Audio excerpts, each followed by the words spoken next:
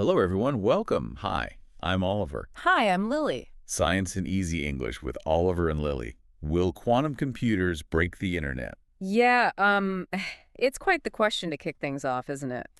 It really is. I mean, imagine you just wake up tomorrow, you grab your phone, and you suddenly realize that every password you've ever used, every secure banking transaction you've made, even highly classified government databases, they're all just wide open. Right, like the locks just vanished overnight. Exactly. It sounds completely like the plot of some Hollywood cyber thriller. But we're looking at a stack of sources today, from Google and IBM hardware updates to reports from NIST and the U.S. Cybersecurity Magazine, and there's a very real ticking clock in the global security world right now. Yeah, a countdown that people in the industry are actually calling Q Day. Q-Day, which is basically this theoretical moment when quantum computers become powerful enough to just crack the fundamental encryption of the internet. So for our deep dive today, our mission is to tear into the science, sort through the hype, and look at the massive global mobilization happening right now to stop this from becoming a reality. Because it is genuinely a thrilling but also, arguably terrifying turning point in human history. Yeah. I mean, we are literally watching the foundation of our entire digital infrastructure shift. Yeah. But to really grasp the scale of this threat and honestly the incredible promise of the tech itself, we have to first understand how a quantum machine actually processes information. Because it is completely alien compared to the device you are listening to us on right now. Right, totally alien, because the classical computers we use every day, like the phone in your pocket or your laptop, they're rapidly hitting a physical brick wall. Yeah, we're running out of room. Exactly. I mean, for decades, we've basically just increased computing power by making transistors smaller and smaller, and then just packing more of them onto a microchip. And a transistor is really just a microscopic switch, right? It holds a bit of information as either a 0 or a 1. On or off. Right. But we've shrunk those switches down to about 5 nanometers now, which is 5 billionths of a meter. Yeah, and to put that into perspective for you, at 5 nanometers, you're not really dealing with standard circuitry anymore. You are dealing with individual atoms. Wow. And nature, at that microscopic scale, when you get down to photons and electrons and quarks, it's granular. According to the NIST reports, it's kind of like zooming into a high-resolution digital photo until the smooth image just shatters into harsh individual pixels. Oh, that makes sense. Right. And at that atomic, granular level, particles just stop behaving by the standard rules of classical physics. They get incredibly unpredictable, or pesky, as engineers like to call it. Pesky quantum behaviors. I like that. But instead of fighting that quantum weirdness, scientists eventually realized, hey, we could actually harness this. And that brings us to the foundational building block of this whole new era, the qubit. The famous qubit. Right. So while a classical bit is strictly a 0 or a 1, a qubit exists in this weird state called superposition. TU Delft actually has a great way to visualize this. Picture a perfect sphere. Okay, a sphere. Let's say the north pole of this sphere represents a 0, and the south pole represents a 1. A classical bit can only ever sit at the north pole or the south pole, nowhere else. Right. But a qubit can exist literally anywhere on the entire surface of that sphere at the exact same time. It's such a beautiful visualization, really, because it highlights the fluidity of it. A qubit holds this vast spectrum of multiple possibilities simultaneously right up until the exact moment you actually measure it. Okay, let's unpack this. Because whenever superposition makes it into the mainstream news, there is this persistent, just incredibly lazy analogy that gets thrown That's around. a maze one. Yes. People always claim that a quantum computer is so fast because it's like a mouse trying every single path in a maze at the exact same time and just instantly finding the cheese. Yeah, which is... It's a total myth. If you dig into the physics, that's just not how it works. No, it's a massive oversimplification. I mean, it implies the computer's just guessing really, really fast. Exactly. So instead of a mouse in a maze, think about a pair of high-end noise-canceling headphones. The folks over at Python Alchemist use this example, and it's brilliant. When you put those headphones on, say, on an airplane, They are just putting a physical block over your ears. Right, they have microphones. Yeah, they actively listen to the roar of the jet engine, and then they create a brand new sound wave that is the exact mathematical opposite of that background noise. And when those two waves physically collide in the air, they cancel each other out. Destructive interference. It's exactly. Destructive interference. And in a quantum computer, the real magic isn't just that qubits hold multiple states. The real magic is that interference. A quantum algorithm is deliberately choreographed so that all the incorrect answers, the mathematical noise, undergo destructive interference. They physically cancel themselves out. Leaving only the right answer. Right. The correct answer undergoes constructive interference. Its waves align, they build on each other, and it gets amplified until it's the only thing left standing. What's fascinating here is how that wave interference mechanism actually translates into raw computational dominance. Because qubits hold these complex superposed states, their computing power doesn't just scale linearly like a regular computer, it scales exponentially. Right, the math gets crazy fast. Exactly. If you have 2 qubits, they can perform 4 computations simultaneously. 3 qubits can perform 8. That mathematical relationship is 2 to the power of n. So every single time you add just one more stable qubit to the system, you are literally doubling the processing power of the entire machine. Which is why the numbers get so astronomical. Hmm.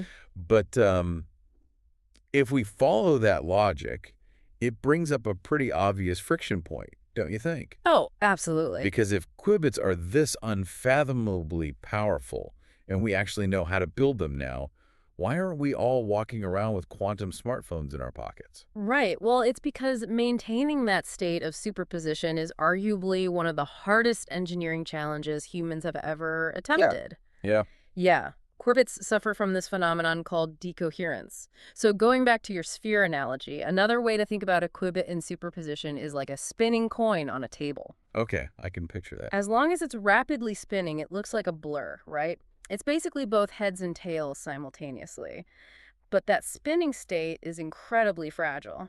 Eventually, just a stray breeze or maybe a microscopic vibration from a truck driving by outside the building. Someone walking heavily. Exactly. Or even just a tiny fluctuation in the room's temperature hits it. And the coin loses momentum, it wobbles, and it falls flat. It becomes a definitive heads or tails. It collapses back into a basic 0 or 1. So it basically loses all of its quantum properties just by, like, interacting with the regular world at all.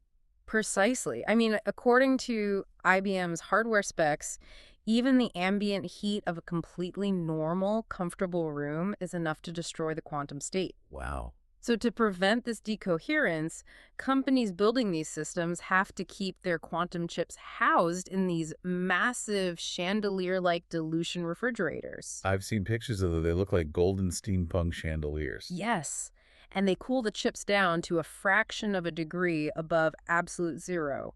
We are talking about temperatures significantly colder than the vacuum of deep space. That is insane. Just to keep a tiny chip mathematically stable. So, okay, the idea of a personal quantum device you can carry around is pretty much pure science fiction for the foreseeable future. Yeah, definitely. But despite those immense hardware hurdles, the recent benchmarks we're seeing in the sources are just, they're nothing short of shocking. Like, Google recently unveiled their Willow chip, which is a 105 qubit processor. Oh, that benchmark was wild. Right.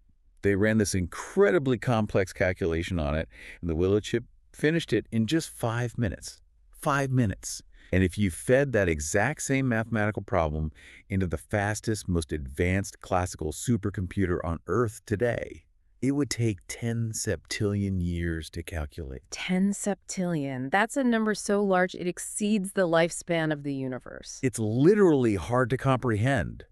And Google isn't even operating in a vacuum here. Microsoft just announced this major breakthrough with their Majorana 1 chip. Yes, taking a totally different approach. Yeah, they use topological qubits. They engineered a brand new class of materials called a topoconductor. And the brilliance of these topological qubits is that their physical structure is mathematically braided, like woven together, to be inherently resistant to that environmental noise we just talked about. So they're basically trying to build a spinning coin that just ignores the breeze entirely. Exactly. But here's where it gets really interesting. When you hear that a machine can accomplish in 5 minutes what would take 10 septillion years on a supercomputer, I mean, it makes you look at the laptop sitting on your desk right now and wonder if it just belongs in a museum. Does this mean the entire classical computing architecture we've built over the last 50 years is going straight to the junkyard? No, not at all. And that is a really crucial misconception we need to clear up. Classical computers are not going to be swept aside by quantum machines.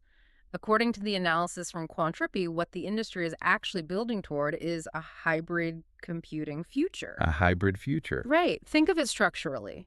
You are never going to use a multi-million-dollar super-cooled quantum processor to, like, stream a movie or format an Excel spreadsheet or send an email. Yeah, that'd be overkill. Massive overkill. Classical binary logic is perfectly efficient for 99% of our daily tasks.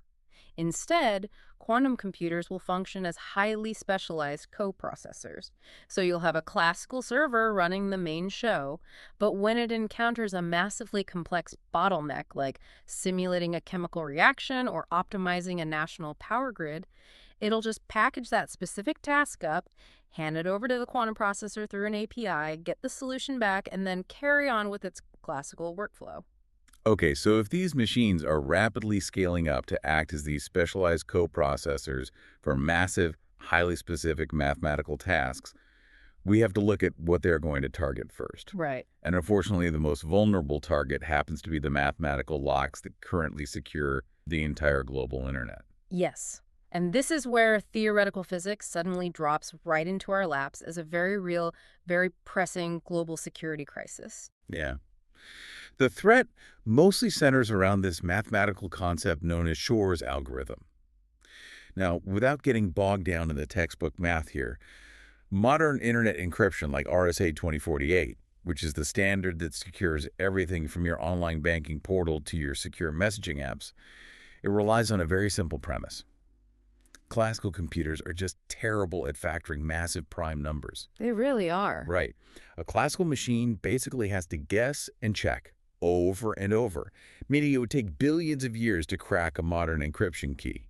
It's what mathematicians call an exponential time problem.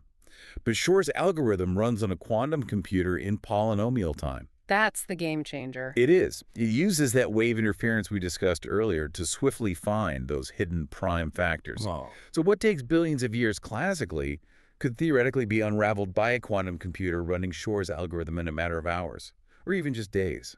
And, the threat isn't even limited to RSA encryption. There's another quantum tool called Grover's algorithm, which is designed to search through unstructured data, and it effectively halves the strength of symmetric encryption. Halves it. Yeah. So an AES 256-bit key, which is currently like the gold standard for securing stored government and corporate data, it gets instantly downgraded to the equivalent of 128-bit security. Oh, wow. I mean, it's still a tough lot to pick, sure, but it is nowhere near the impenetrable vault it was originally designed to be. Which brings us right back to that ticking clock of Q-Day. The day a quantum machine actually successfully breaks these standards. Now, for a long time, the general consensus was that this was a problem for our grandchildren. Yeah, distant future. Experts kind of assumed you would need millions of perfect error-corrected qubits just to run Shor's algorithm. But the timeline in these reports is compressing rapidly. New research shows that malicious actors might actually only need under 1 million noisy, imperfect qubits to break RSA. So some cybersecurity analysts are now moving their Q-Day projections way up into the early 2030s. But framing it as a 2030s problem is exactly what cybersecurity experts are urgently trying to warn us against right now. The danger isn't just in the future. It's happening today through this invisible, really insidious attack strategy known as Harvest Now, Decrypt Later, or HNDL. Harvest now, decrypt later. Exactly. Nation-states and highly funded cybercriminal syndicates are actively siphoning up massive volumes of encrypted data as it moves across the internet today. Now, they can't read a single word of it right now, but they are hoarding it in these massive data centers, simply waiting for the day they finally possess a quantum computer capable of cracking that cryptography. It's kind of like a thief breaking into a highly secure bank vault today. completely ignoring the stacks of loose cash sitting on the tables and instead just straining to steal a locked titanium safe. They Yes. don't have the combination and they don't even care. They're stealing the safe because they know for an absolute fact that in 10 years they will invent a master key that can open it. That analogy perfectly captures the strategic patience of these threat actors. Mm. And this raises an important question for you listening right now. Whose data is actually at risk in a harvest now scenario? Because let's be honest, not all data matters in a decade. Right. Nobody cares about my grocery list from 2020. Exactly. The answer really comes down to data retention and secrecy lifespans. If you are in healthcare, for example, HIPAA regulations legally require patient data to be retained and kept private for at least 7 years. 7 years, okay. And if you look at government intelligence, classified military communications, or corporate intellectual property, like, say, the proprietary formula for a next-generation drug, that information often requires 25 years or more of strict secrecy. Oh, I see. So if adversaries are harvesting that data today, by the time Q-Day arrives in a few years, that stored data will still be highly sensitive, highly valuable, and suddenly completely exposed to the world. Man. So we are basically sitting on a delayed fuse time bomb where the math that protects our most vital secrets is just fundamentally broken by the laws of quantum physics. Yep. And I guess since the mathematical locks are broken, the solution is to build locks out of physics. We have to fight physics with physics. Which brings us to the massive global mobilization around quantum defense. One of the most fascinating long-term solutions out there is quantum key distribution, or QKD. QKD, right? The foundational blueprint for this is the BB84 protocol, which was developed by Charles Bennett and Gilles Broussard. It's so revolutionary it actually recently won them the Turing Award. Now, BB84 sounds incredibly complex, but it really relies on this mind-bending quantum property you've probably heard of, entanglement. Oh, yeah. This is what Albert Einstein famously and kind of skeptically referred to as spooky action at a distance. It's this phenomenon where two qubits become so intimately linked that whatever happens to one instantly affects the other, regardless of whether they are separated by a few inches or the entire width of the galaxy. It's still hard to wrap my head around sometimes. But here is how that translates into unhackable security. In a QKD system, two parties send their encryption key to each other using these entangled quantum states. Okay. And because of the fundamental laws of quantum mechanics, it is physically impossible to measure or observe a quantum system without disturbing its delicate state. Right, the decoherence we talked about. Exactly. So if a hacker tries to intercept or even just look at the key while it's in transit, the mere act of observation collapses the quantum state. This instantly alerts the sender and the receiver that the communication line is compromised. Wow. So the security of the data isn't guaranteed by complex math that a faster computer could eventually solve. It is guaranteed by the immutable physical laws of the universe itself. That is such an incredible concept for securing fiber optic communication lines. But, I mean, let's be realistic here. We cannot immediately rip up the entire global internet infrastructure and switch every server on Earth over to entangled quantum networks tomorrow. No, definitely not. So as a bridge, the National Institute of Standards and Technology, NIST, has been working furiously on post-quantum cryptography, or PQC. Just recently, they published the very first standardized PQC algorithms. They have these highly technical names like ML-Chem for key exchanges and MLDSA for digital signatures. And these new standards abandon prime number factoring entirely. Instead, they use something called lattice-based math. Yes, and if you connect this to the bigger picture, lattice-based math completely changes the battlefield. Imagine a massive, sprawling city grid. Okay. But instead of just moving north, south, east, or west, this grid exists in 500 different spatial dimensions. My brain hurts already. Right. The mathematical problem is to find one specific hidden intersection within that massive 500-dimensional lattice. And the thing is, even a quantum computer armed with Shor's algorithm and all its wave interference tricks gets completely lost trying to navigate that sheer volume of spatial possibilities. It simply cannot find the shortcut. Okay, that makes sense on a theoretical level. But Whenever I read about PQC implementation in these cybersecurity magazines, the tech industry keeps throwing around this buzzword, cryptographic agility. Oh, I hear that all the time. They make it sound like you just click a button, download a software update, and suddenly your entire network is magically quantum-proof. But practically speaking, that sounds like a total logistical nightmare. I mean, think about an industrial water treatment plant that's running on 20-year-old legacy SCADA systems. Or healthcare hardware. Exactly. Consider a massive MRI machine sitting in a hospital basement. It might be 15 years old. It scans brains perfectly fine, but its network cryptography is hard-coded into a proprietary microchip that the original manufacturer probably doesn't even make anymore. Yeah. You can't just push an over-the-air update to that machine without risking taking a life-saving device completely offline. So isn't cryptographic agility just polite corporate spin for what's going to be the most expensive IT headache in human history? It absolutely is. There is no magic switch to flip. It is going to be a grueling, messy, ecosystem-wide transition that will take years. But the thing is, it is entirely unavoidable. Right. The U.S. government has already recognized the severity of this, and they've mandated a full migration to post-quantum cryptography for federal agencies by 2035. Well, you're 35, right? That means organizations have to start acting today. They are having to conduct massive cryptographic inventories just to hunt down where these vulnerable algorithms are buried in their legacy systems. And for the next decade or so, we are going to rely heavily on what they call hybrid modes. Which means running both.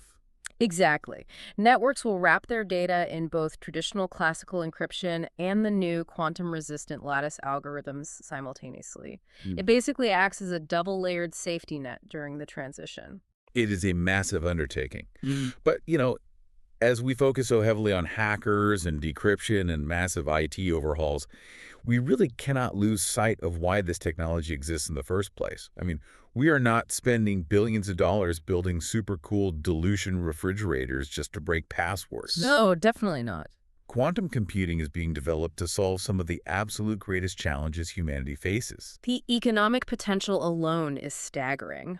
According to McKinsey's projections, the quantum computing sector is expected to hit $1 billion in revenue by 2025. And by 2035, the broader quantum ecosystem is projected to drive up to $2 trillion in global economic impact. $2 trillion. And it's fascinating to watch the major tech players take completely different architectural bets on how to capture that market.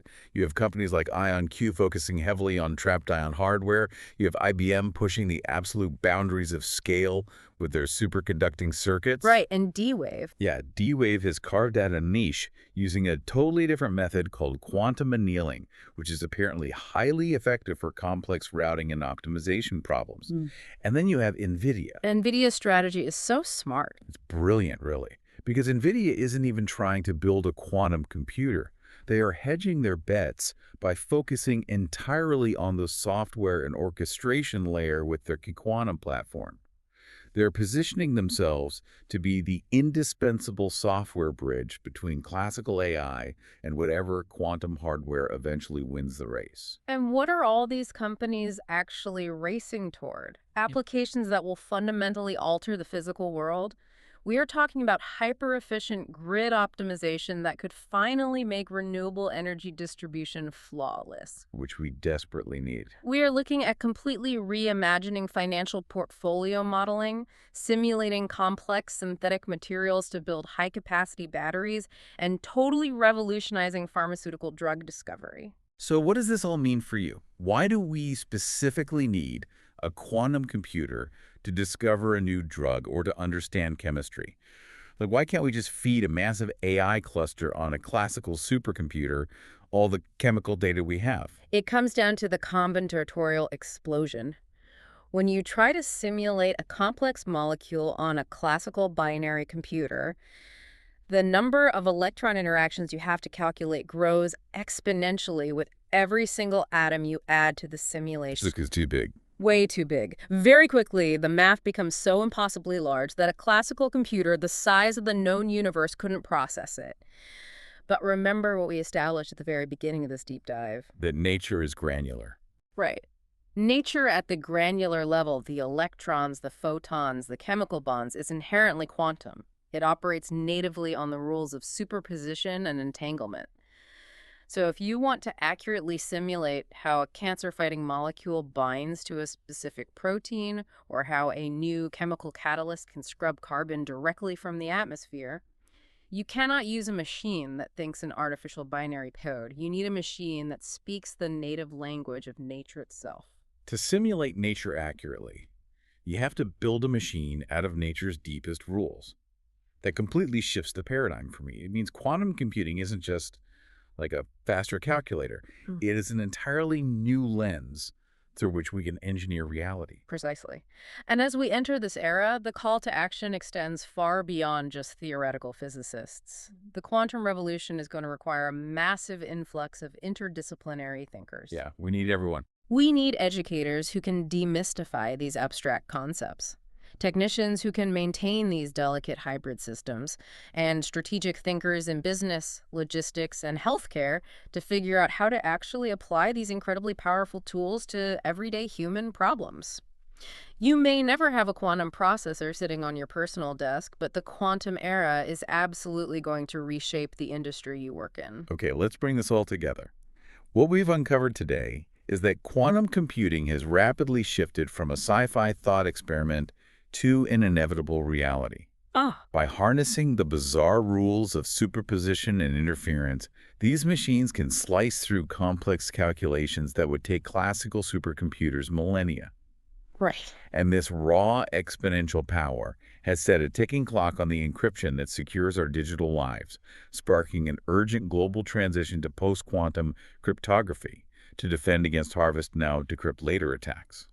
But beyond the security threats, these exact same machines are unlocking doors to a $2 trillion economy, allowing us to simulate the building blocks of nature to cure diseases and solve the energy crisis. It's a delicate balance of immense risk and unparalleled reward. Which brings us to a final thought for you to mull over as you go about your day. We started this deep dive by talking about the ticking clock of Q-Day and the very real threat of the internet security breaking wide open. But think about the ultimate solution we are building.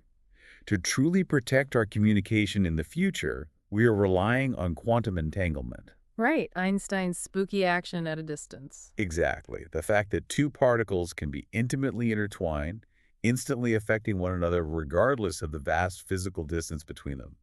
If we're using that exact mind-bending phenomenon to build a new, completely unhackable quantum internet, are we essentially just networking the universe's fundamental fabric? Wow, it is a beautiful and profoundly humbling way to look at it. We are stepping out of the artificial binary world we created and plugging directly into the fabric of reality itself. What a place to leave it. Thank you for taking this deep dive with us today. Until next time, keep questioning, keep learning, and keep looking closely because the universe is full of surprises. Goodbye. Goodbye, everyone.